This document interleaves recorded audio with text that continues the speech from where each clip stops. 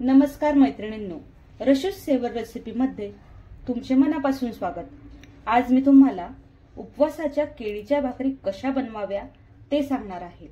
कच्च्या केळीचे काप करून ते वाळवून व दळून त्यापासून भाकरी कशी करायची ती मी आज तुम्हाला बनवून दाखवणार आहे। केळीला लांब असे वरच्यावर काप देऊन उन्हात 1 तासभर ठेवून आपल्याला ते केळीचे साल काढायचे आहे, कारण उन्हात ठेवल्यानंतर ते साल लगेच आणि इझिली निघतात। जर डायरेक्ट तुम्ही साल काढायचा प्रयत्न केला तर त्याला वेळही लागतो आणि आपले हातही खराब होतात। तुम्ही बघू शकतात मी ह्या प्रकारचे काप त्याला देत आहे।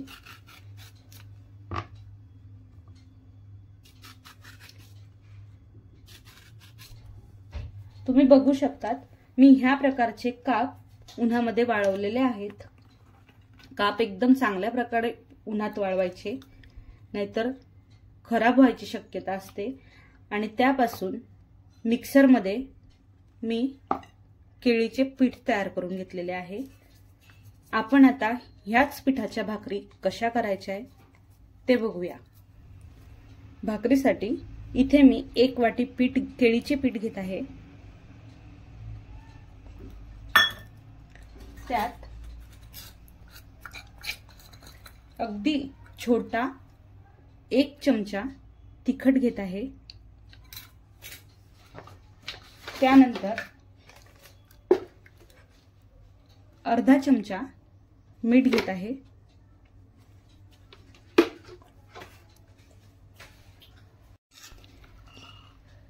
मी बटाट्याचा किस तयार करून घेतलेला आहे, तोही ह्या पिठामध्ये थोडा ऍड करायचा आहे। त्यानंतर 2 चमचे भिजवलेला साबुदाणा,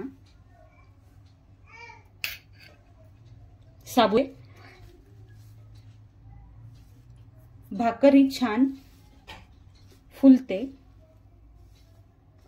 आणि चावताना ती सॉफ्ट लागते। आता आपण हे पीठ भिजवणार आहोत।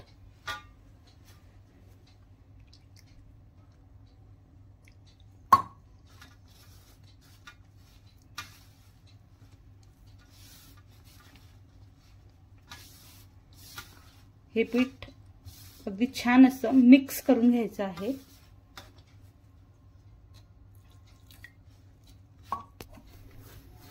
पीठ छान असं भिजवलं गेलेलं आहे, तुम्ही बघू शकता। आता आपल्याला याचे छोटे छोटे गोळे बनवायचे। तुम्ही भाकरी करताना हाताने थापूनही करू शकतात किंवा लाटण्याचा वापर करून बनवू शकतात।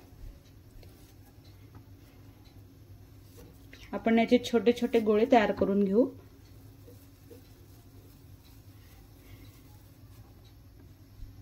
थोडे पीठ पोळपाटावर टाकून घ्यायचे आहे, म्हणजे भाकरी पोळपाटाला चिकटणार नाही व ह्या प्रकारे ती थापायची आहे।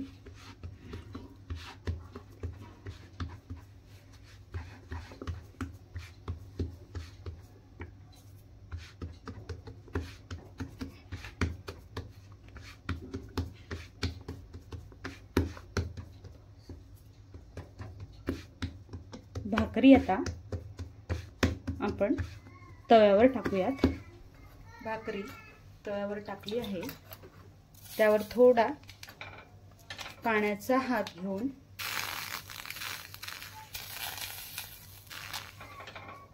भाकरीवर पूर्ण पसरवायचा आहे।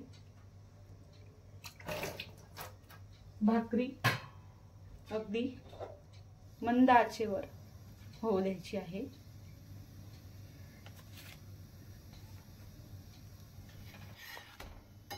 भाकरी तव्याला चिकटत नाहीये, म्हणजे भाकरी शेकली जाते। आता त्यावर थोडं तेल टाकूयात। इथे शेंगदाणा तेल यूज करते आहे।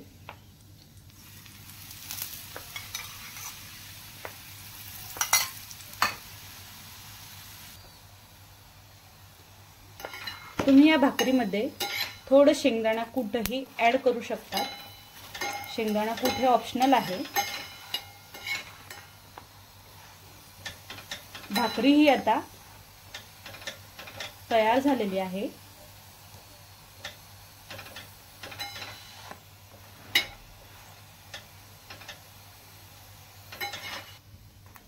भाकरी